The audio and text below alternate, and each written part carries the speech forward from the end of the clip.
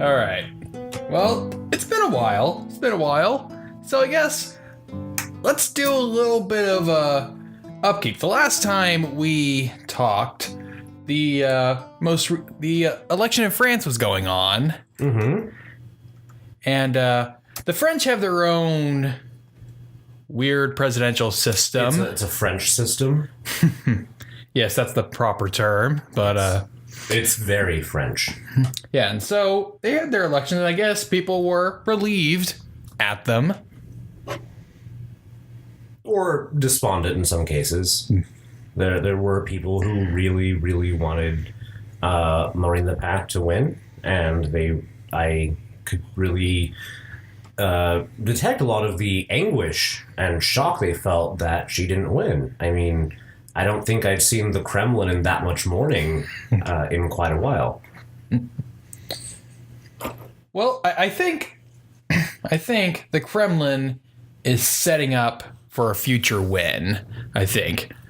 Especially because, if Macron doesn't do well, Russia can be like, hey, French people, we were with you. We wanted to get rid of these elitists as well, but your elites just kept putting you down. Well, I don't think that's going to be able to gain much credibility, mostly because Macron's movement was not a movement of elites. The parties that were associated with elites did not make it into the second round. So you had two candidates backed by movements which were, in their own ways, anti-establishment. Mm-hmm. Yeah, though, I think, can you really work for a Rothschild and not call yourself an elite? I wasn't referring to the candidates, because I think that Le Pen herself is just as elitist as Macron. I was referring to the movements that backed them. That gets us, I guess, into the topic you wanted to discuss for today. Yeah, so in the last couple of years, we've had the American presidential election. We've had, since 2015, we'll have had 2 British elections. Thanks, guys. And of course, the French election. So we've been seeing a lot of elections the last few years. And what's very interesting is not merely that the electoral systems themselves are different, but that the governments to which these people are being elected are very different from one another. So you have the British system, which is a parliamentary system. You have the French, which is semi-presidential, and the American, which is presidential. Yeah. I think the proper term for what the French do is abomination. Well, I might have the same viewpoint of our system, but there is something weirdly aberrant about the French, or the semi-presidential system in general. It's probably the youngest of the 3 systems, I believe. Yeah, I think the earliest formal system for it would have been Weimar Germany. Well, Weimar Germany was properly a parliamentary system. Well, an extremely unstable one, but it was a more so a parliamentary system. Well, one of the key features of a semi-presidential system was the prime minister being chosen by the president. And in the Weimar Republic, the chancellor was still picked by the president. Right, which was a whole over from the imperial era where the Kaiser got to pick the chancellor.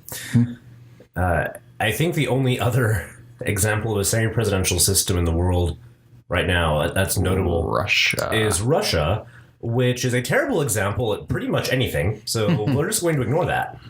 Well, I think it's telling of that system when the 2 countries that are embracing it most firmly are France and Russia. 2 completely different kinds of wrong.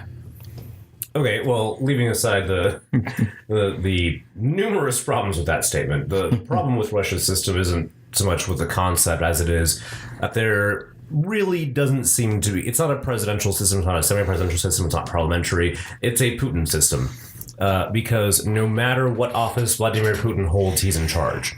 Well, President Putin in charge. Prime Minister Putin still somehow in charge. Well, Back to president. Well, it's just a plutocracy. I hate you so much.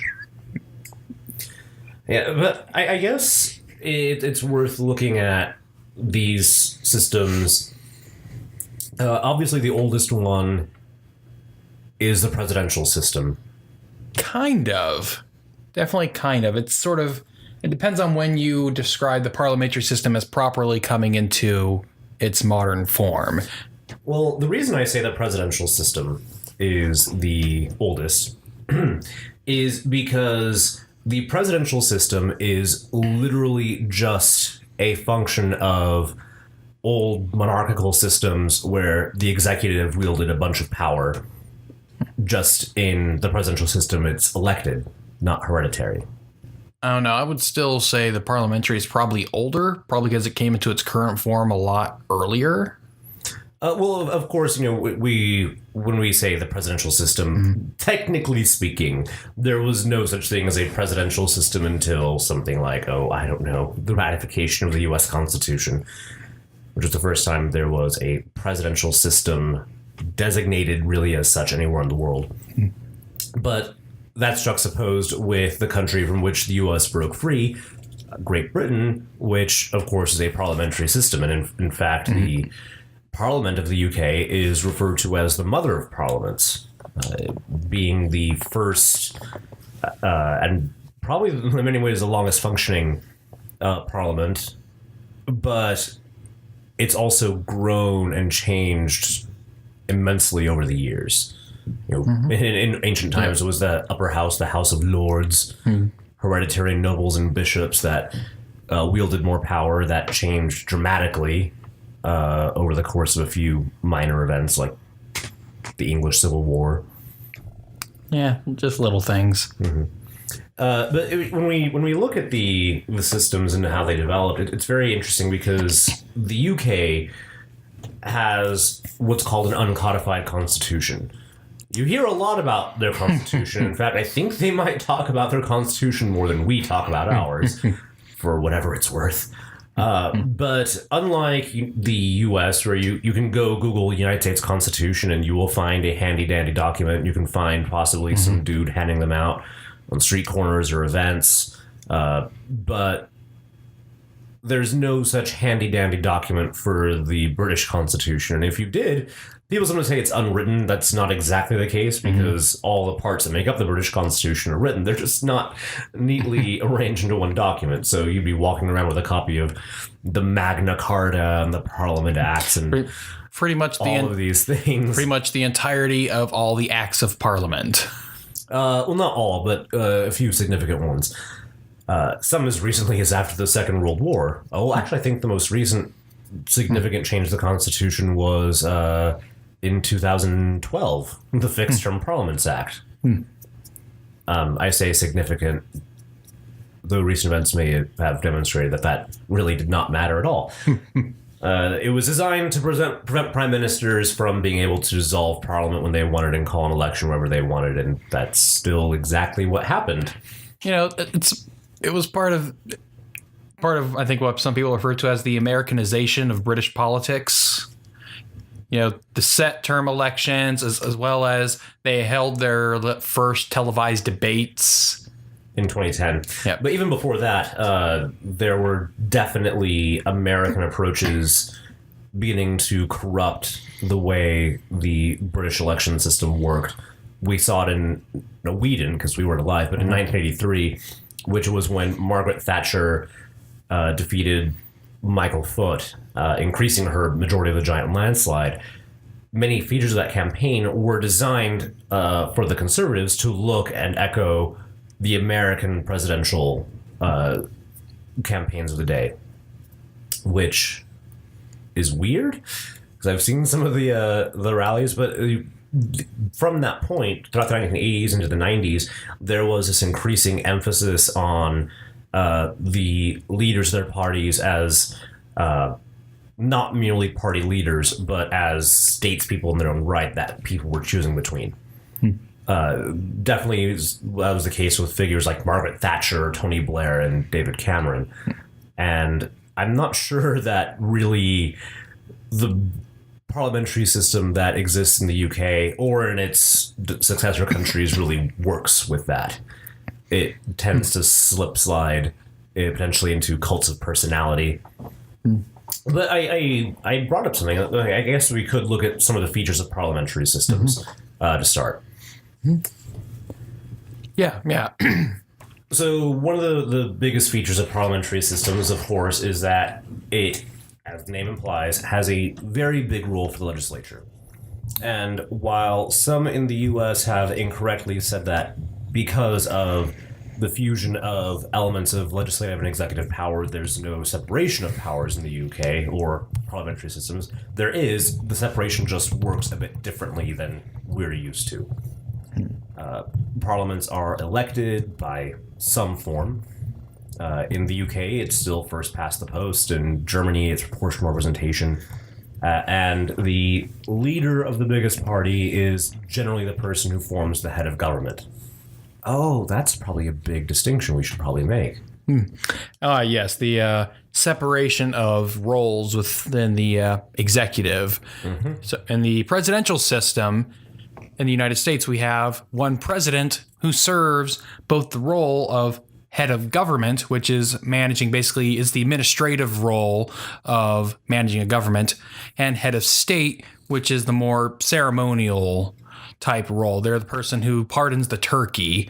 Well, in the American system, of course, those are one person, head of state and head of government. You have to do it all. Now, in the U.S., we found a little way around that with the first lady taking on some of the ceremonial type roles, but for the most part, it is formally in one office. Right, and it's also important to remember that heads of state, while they do have a big ceremonial function as, the symbolic head of the nation, they also often do wield certain types of authority, often in the form of reserve power. This potentially has its own sets of issues, pros and cons, depending on which way you look at it. So for those of you who still think that the Queen is just a figurehead in the UK, for example, that's not entirely accurate. The Queen actually still has a great deal of reserve power.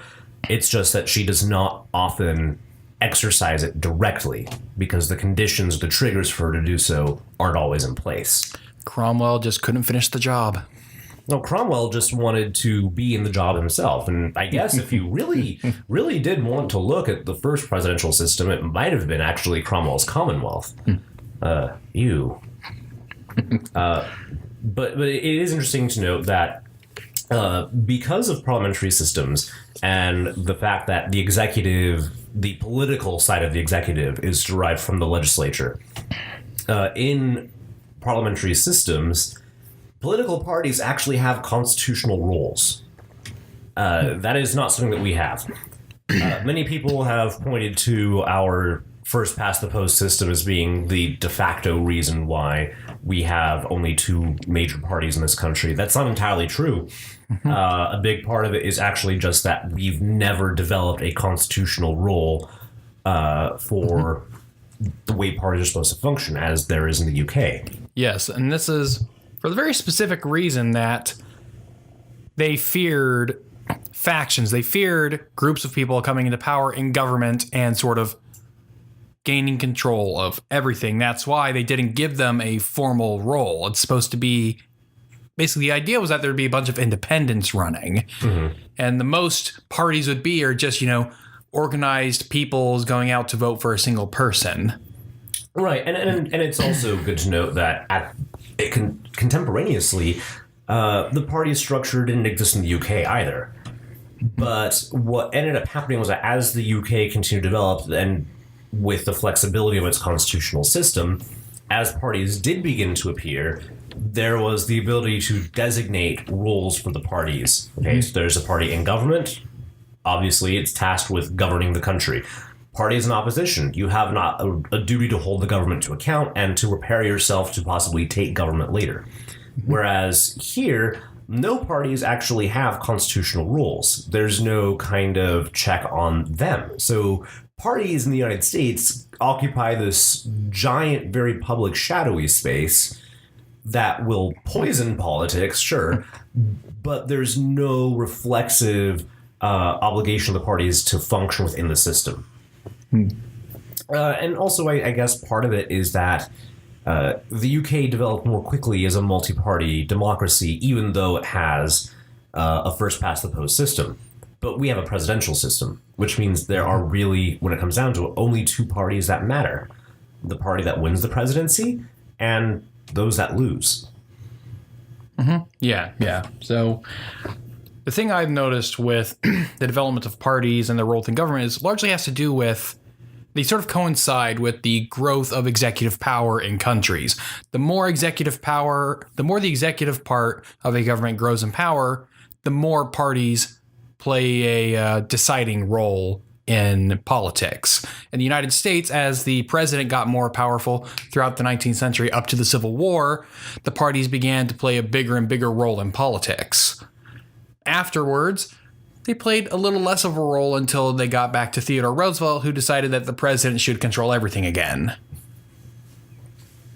Yeah, the UK has also kind of seen that ebbing trend of executive power. For example, there's what's called the royal prerogative. Mm-hmm. Royal prerogative is just what it sounds. These are the powers of the monarch. These powers are not exercised by the monarch directly. They're exercised on behalf of the monarch by the prime minister.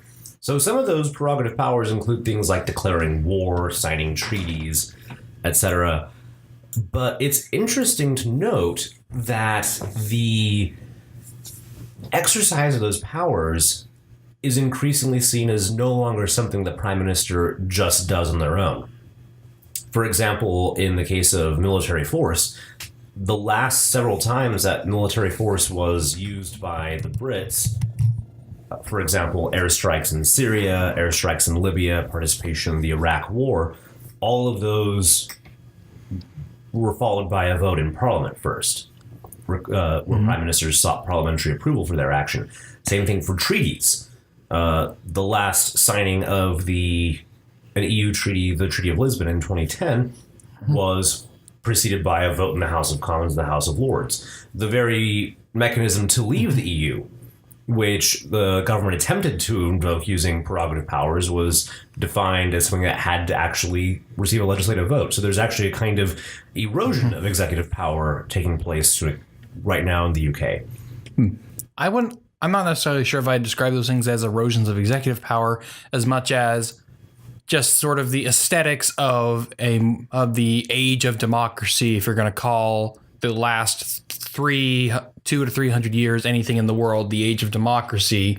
That's sort of just an aesthetic of it, because even in the United States, the president has a lot of power to go to war on his own, but he still has to go to Congress to get their permission to do so, even if after the fact. Or before the Iraq War, there's still the Iraqi Freedom Act or something like that, what it was in late 2002, early 2003. The president still had to go and get approval from Congress to invade. So I wouldn't say that that's an erosion of executive power as much as just something you do. It's just an aesthetic of the system in the 21st century. Maybe, perhaps. I would hope that it's actually more of the what I'm seeing it as an erosion, mostly because the tendency to vest too much authority. Part of the problem we've had when you talk about power of the executive, I don't see it as a problem when it's the power of the executive per se, because the executive needs to be able to be strong enough to do what the legislature directs it to. The problem is that executive power is too concentrated into one person increasingly. And that's where I often worry. Well, yes, for one, I agree. I would wish that this, executive seeking permissions from their legislatures to do stuff was a sign of decreasing executive power. I don't think that's the case, but I would hope that's the case. But what I'm thinking of the danger of executive power is not it necessarily being held into one person, but that the executive branch can choose to make sort of legal decisions on their own. If a president decides to enforce how most executive orders work is that there is the president determining how they're going to enforce the law or how they're going to interpret it themselves until the court tells them, no, you actually have to do this. That's the problem really I have with executive powers, and at least in the US. It's that, well, sure, the law says I have to do this, but I'm going to do it like this instead, which is completely counter to what the law was actually supposed to do. Yeah, and that's actually a very interesting point on certain levels with how other parts of our system are distinct from parliamentary systems. One is, first off, the use of executive power. The use of executive power by politicians in the UK, a government can fall, and often will fall, if it's perceived to have misused its power in a way. And governments can fall. You know, we have, if we want to get rid of our head of government in the US, we have to impeach him.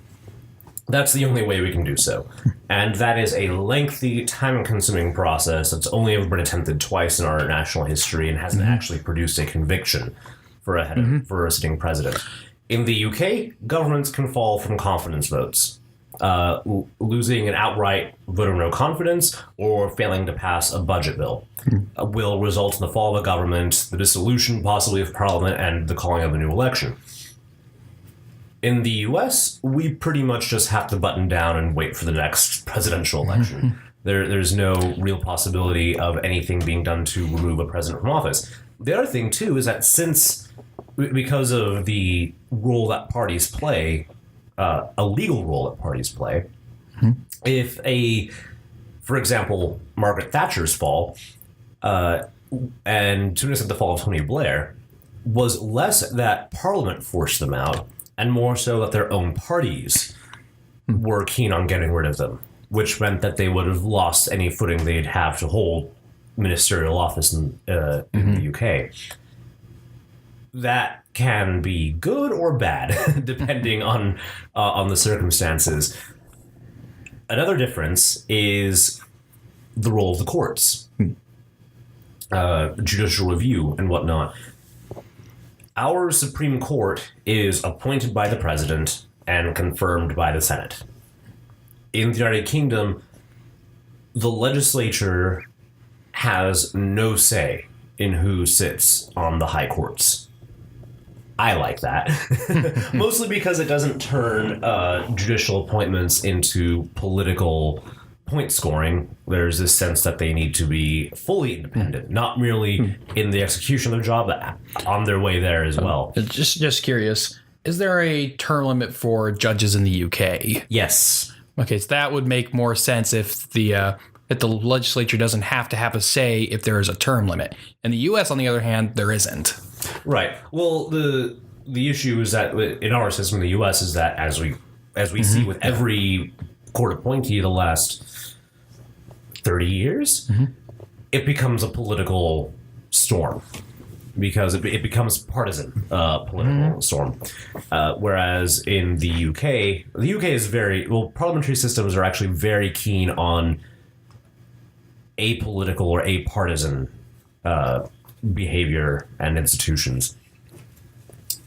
But judicial review is also different because in the UK and other Westminster systems, there is a sense that the interpretation of a law, the initiative to define how a law is to be interpreted, doesn't rely with the courts, it relies with the Parliament itself.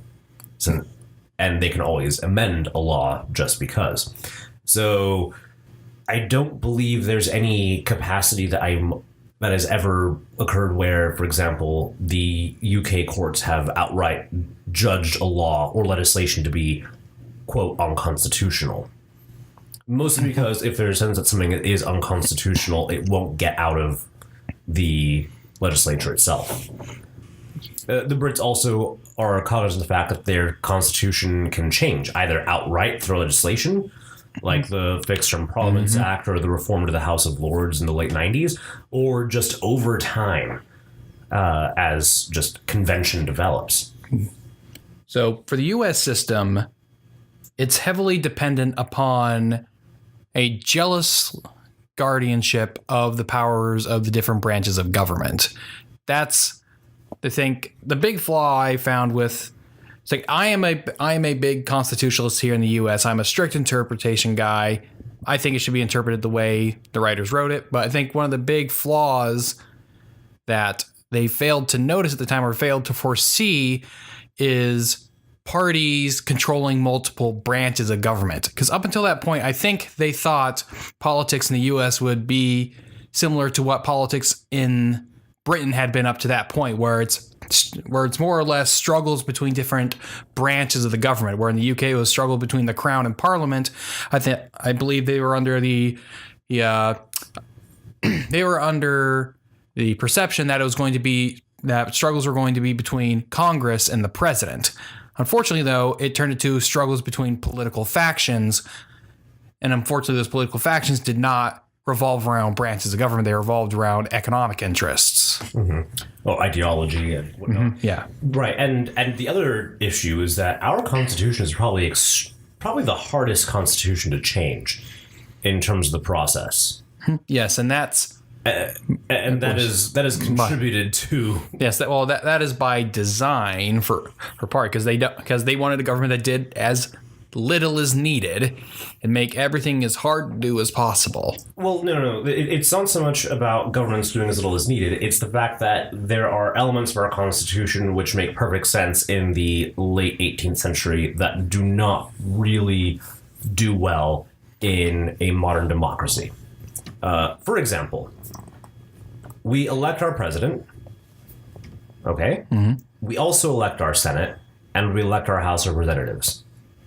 What happens when a president wins who is from a different party than the party that controls the House of Representatives?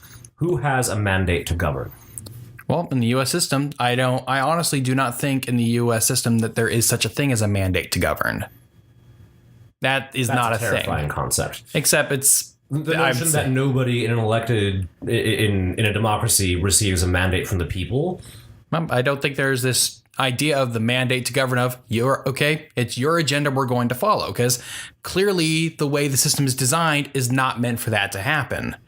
It's meant to be as many roadblocks in the way as possible because it's designed to be the government doing as little as possible. Well, they're doing a great job at that.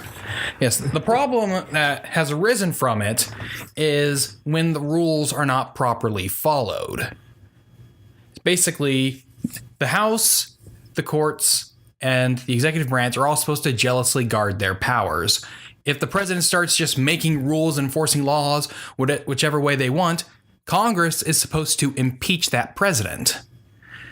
If Congress passes a law that is unconstitutional, the court is supposed to rule it so.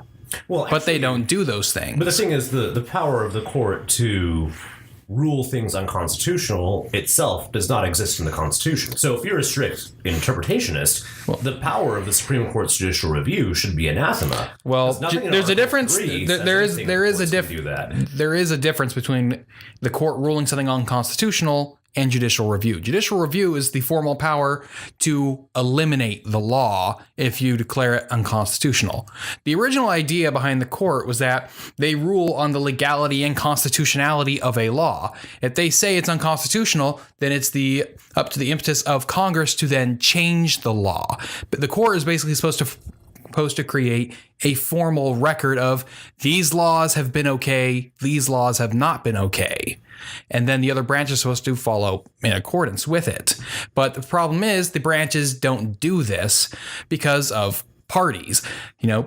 Basically, despite the court being officially nonpartisan, that's officially, like I said, they're not supposed to vote along party line. They do. And that's the big thing. That was George Washington's fear in his farewell address, fear parties and whatnot. And unfortunately, James Madison's idea of, don't worry, we'll have so many factions that they'll keep trying to undercut each other from gaining power, did not come to fruition. The funny thing is that Madison would have been correct had he had the foresight to maybe use a proportional system or separate the functions of head of state and head of government from the presidency. I think personally one of the greatest flaws in the American system is that the presidency is far too powerful of an office in its own right. Yeah, though I would say that is not by design. That is by history. I think it's by design, but it's by lack of forethought. You say history. The power of a president. By the time the U.S. Constitution was completed, the person who held the office of president could wield more power than the last 4 British monarchs ever had. Not exactly. Why do you say that? Because the power of the president is strictly limited. That's how that's how most interpreted it at the time. The president is not allowed to do anything that the Constitution doesn't explicitly give it the power to do. In Britain, as we've said before, they have no officially codified constitution. So it was really just the monarch had whatever power that Parliament was willing to let him have. But since the Restoration, monarchs had actually exercised very little power, and certainly after the Glorious Revolution, Parliament pretty much firmly established itself as the dominant figure in British politics. Yes, and for most of U.S. history, at least up till the Civil War, the executive did practice very little power. It was Congress allowing the president to practice more than they were actually allowed to do. But we can actually say that that's the prerogative of the legislature to continually give its powers away. I would say it's the prerogative of the legislature to follow its oath of office, which is to protect and defend the Constitution of the United States. Yes. And by giving the executive more power, they are explicitly violating that oath. Not necessarily.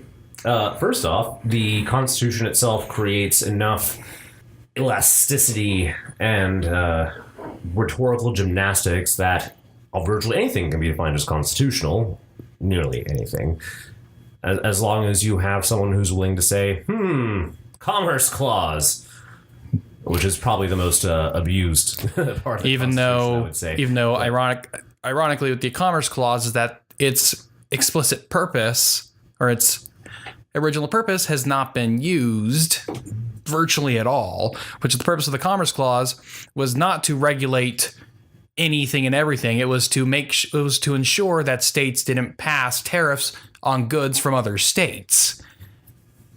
Right. Which is not what happens now. But that also was supposed to be covered via the full faith and credit clause. But it's really interesting because you talk about intention. A parliamentary system would actually have a place for that kind of viewpoint, because in a constitutional system that follows the Westminster format or even others, there would actually be a legal place for things like the Federalist Papers, because they would shape the convention. They would actually become, in a way, part of the Constitution they were meant to elaborate on. We don't have that option. And not yourself per se, but strict interpretationists have become so fixated on the letter of the Constitution as a single document that there's often cherry picking in some circles as to how we will apply that interpretation, or which interpretations will apply at any given point. I think that the difficulty of amending our Constitution, while yes, we want to make sure that it's not easy to willy-nilly change the skeletal structure of government, has also resulted in a governmental structure that is plagued with stagnation. A government doing as little as possible is, even by design, is very different from a government that is incapable. And that's what we've ended up with. Now, on the other hand, I'm not saying that parliamentary systems are infinitely better, because we have seen in recent history some places where parliamentary governments are terrible at functioning. Yeah. Ultimately, the power of proper rules of government is only as powerful as those who are willing to enforce the rules. I think that it's not merely that. I think that there has to be a strong belief in the system, in the constitutional system in which a government functions. And I think that in many ways, in European democracies, certainly, and in others around the world, that there is that sense of appreciation. Our Constitution has been around since the 1780s. it hasn't undergone substantive changes. Yes, there have been amendments, but the general structure of our Constitution has remained unchanged. And with it, the political structure has remained unchanged. The U.S. has never been under threat, really, under immediate threat of its system being crushed or erased or eradicated. When we look at the constitutions of Europe, most of those, except for Britain, most constitutions in Europe date from either the late 1940s, early 1950s, or the 1990s. And the reason for that is that, obviously, for those coming out in the 1940s and 50s, the end of fascism in Europe, and for those in the 1990s, the end of communism in Central and Eastern Europe. So there's still a sense of living memory that their constitutional systems, for all their flaws that we can point out, are precious. And that there's a living memory of a struggle to protect those freedoms. We don't have a similar experience in our country. You know, it's funny you're mentioning this, and it's reminding me of sort of the attitudes of Americans towards the Constitution in history. You notice that the first major period of change for the U.S. Constitution came during the American Civil War. That's the first major area where people started reinterpreting it drastically from its original intent. Or even acknowledging there were parts of it that needed to go. Like, slavery. So that was the first major one. And the thing you notice that was about 60 years after the Constitution was created. All of those who were alive before its existence were pretty much gone by this point. And we're noticing the similar thing happening in Europe, where the old constitutions of Western Europe that were born after the World War II, that's 60, 70 years now. The people who were alive when those were created are sort of gone. Right, but there were also, it's important to remember that for the major democracies in Western Europe, they did undergo some big changes. For example, France's post-war constitution, which created the Fourth Republic, was deemed to be unfit for purpose and was replaced with the current Fifth Republic. Germany's constitution had largely remained intact, but had changes in that, one, the victorious powers of World War II eventually had to acknowledge that they didn't have any say over the German constitution anymore, which is a thing that had to happen. And the other was, of course, the reunification of Germany, which meant that there was a sudden extension of the German constitution eastwards. So whereas the German constitution that had been around since the end of World War II may have lost, living memory for people in the West, in the East, people our age would have just grown up with it. Yeah, so I think some of the tumult we see in European politics right now could be attributed to the fact that basically, for lack of better words, the founding generation of the new Europe is gone. Those who have memories of what the pre-modern Europe, for lack of better words, meaning before 1945, are gone. Or even before 1990 or 1991. I think that's a fair point. And I think that this is being manifested on one hand, of course, there's populism, which either calls for moving forward or moving back, depending on if it's radical or reactionary or some blend thereof. But I think that the other, oddly enough, big constitution that gets a lot of attention is, of course, the European Constitution. Oh, you love that. Sorry. I'm sorry. That doesn't exist. There is no European Constitution. Charter? Is it called? The Charter? Well, it's the treaties. It's the series of treaties. You love that stuff, don't you? I do, actually. I am a big fan of the idea of the United States of Europe. Use? Yeah. Or EUS, UES, or just keeping it as the EU. I think that the differences, I think that there are actually more similarities in continental Europe between a Frenchman, a German, and a Spaniard than there are between a Californian, a North Dakotan, and a Floridan. And if we can function together in one country, I don't see any reason why Europe can't move closer to an integration. And, I've actually come to the conclusion that I'm glad Britain is leaving, because it means they'll finally get out of the way. Yeah, well, they can join us here in the U.S. We've been looking for a 51st state for a while, and Puerto Rico's dragging its feet. No, I don't want the UK and the US for several reasons. One, I like it as a kingdom. I like the monarchy where it is. The other is that I'm not going to make room in our country for people who made all the noises about sovereignty in the world just to join us, where they would actually have less sovereignty than they would have had in Europe. Well, England would have slightly more than it did. They can join Iceland in being the Lonely Islands Club. Yeah.